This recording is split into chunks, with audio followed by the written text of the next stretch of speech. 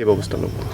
হয়, এই নদীৰ যিটো গৰাখহনীয়া সমস্যা সেইটো স্থায়ীভাৱে সমাধান কৰিব লাগিব। ইয়াত মাজে সময়ে আঁচনিবিলাক আহে। আমি আগতো দেখা পাইছিলোঁ ইয়াত কিছুমান MGNREGA বা ঠিক তেনেকুৱা বিভাগীয় কিছুমান আঁচনিৰ দ্বাৰা ইয়াত কাম কোনোবা কণ্ট্ৰেক্টৰবিলাকে আনিছিলে, কিন্তু কামটো ভালমতে নহ'ল, যাৰ বাবে পইচাটো এনে খৰচ হ'ল, কামটো নহ'ল। আৰু বান সুৰক্ষাৰ কাৰণে যিটো আমি লক্ষ্য ৰাখিছিলোঁ সেইটো নহ'ল। গতিকে ইয়াত স্থায়ীভাৱে সমাধানটো লাগিবই। আৰু সেইটো আৰু ক'বলৈ গ'লে ইয়াত এম্বেংকমেণ্ট এতিয়ালৈকে বনোৱা হোৱা নাই, মাথাউৰি ইয়াত নাই। মাথাউৰি নোহোৱাৰ কাৰণে নদী যোনফালে মানে ঝাটকা মাৰি ইফালে এনেকুৱা যোনফালে ইচ্ছা এনেকৈ বহিব পাৰে।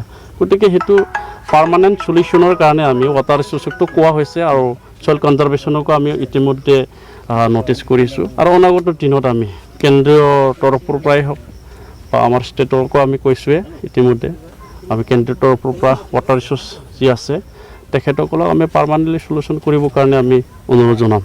আৰু ইয়াৰ এটা কথা ক'ব বিচাৰিছোঁ, ইয়াৰ যিটো ইৰিগেশ্যন প্ৰজেক্ট যিহেতু বাক্সা নাওকাটাত আছে, তেওঁলোকক সেইটো বিহিত ব্যৱস্থা কৰিব লাগে। কাৰণ ইয়াৰ মাথাউৰি ছিঙি পেলাই বেলেগ ফালে যদি নদী গুচি যায় তেতিয়াহ'লে ইৰিগেশ্যন প্ৰজেক্টটো তেওঁলোকৰ শুক্লাই ইৰিগেশ্যন প্ৰজেক্টটো মিনিংলেছ হ'ব। গতিকে শুক্লাই ইৰিগেশ্যন প্ৰজেক্টত এই এম্বেংকমেণ্ট বনোৱাৰ দায়িত্ব আছে। গতিকে সেইখিনিও মই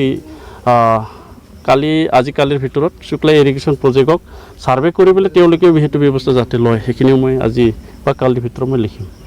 বিগত অকণমান আগত মই উল্লেখ কৰিছোঁৱে, এই শুক্লাই নদী গৰাখহনীয়াক লৈ পেলাই ইয়াত সময়ে বিভিন্ন কণ্ট্ৰেক্টৰবিলাকে বিভিন্ন ডিপাৰ্টমেণ্টৰ পৰা আঁচনি আনে, MGNREGAই হওক, ৱাটাৰ ৰিচোৰ্চেই হওক বা অন্য বিভাগেই হওক। কিন্তু ইয়াত যিখিনি আঁচনি আনিছে, আঁচনিখিনি ভালকৈ ৰূপায়ণ কৰিব লাগে বা কামটো ভালকৈ কৰিব লাগে, সেইটো কৰাটো দেখা পোৱা নাই। এক কথাত ক'বলৈ গ'লে এই নদীৰ সমস্যাটো লৈ পেলাই একাংশ লোকে মাজত মানে ইনকাম চ'ৰ্চ হিচাপে ব্যৱহাৰ কৰিছিলে। গতিকে সেইটো অনিয়ম হৈ গ'ল, ইয়াত দুৰ্নীতি হৈ গ'ল। অলপ আগত মই পৰিদৰ্শন কৰিলোঁ, এইটো আগতো চাইছিলোঁ, যিটো মানে সেইটো গাৰ্ড ৱাল বুলি কয় না কি কয়, সেইটো পাকাৰ যিটো বেৰ দিছিলে নদী ৰোধ কৰিবৰ কাৰণে, সেইটোতো ওপৰতে থৈ দিছে। আৰু স্থানীয় ৰাইজে কোৱা মতে ইয়াত যিখিনি বালি চিমেণ্টৰ যিটো সংমিশ্ৰণ হ'ব লাগে, ৰেচিঅ' হ'ব লাগে, সেই ৰেচিঅ'টো মিলা নাই। কোনোবাটো কৈয়ে আছে ইয়াত 1 ট্ৰাক বালিত 4 বেগমান চিমেণ্ট দি পেলাই বনাই থোৱা হৈছে বুলি। তো এনেকুৱা বনালেতো ইয়াতে নহ'ব।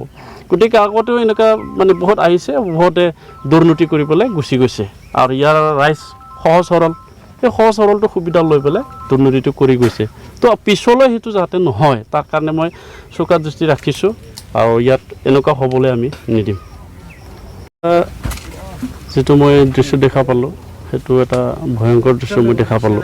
সেইটো আজি বুলি নহয়, মই যোৱা বছৰৰ পৰা চাই আছোঁ। আৰু মোৰ ঘৰ যিহেতু নদীৰ লগত সংলগ্ন আৰু সেইটো মোৰ সমষ্টি, সেই হিচাপে সেই নদীৰ সমস্যাটো আমি সৰুৰ পৰা দেখা পাই আহিছোঁ। যোৱা বছৰ আমি ছাৰ্ভে কৰি পেলাই ৱাটাৰ ৰিচোৰ্চ ডিপাৰ্টমেণ্টক আমি দিছিলোঁ, কিন্তু এতিয়ালৈকে প্ৰচেছটো আগবঢ়া নাই।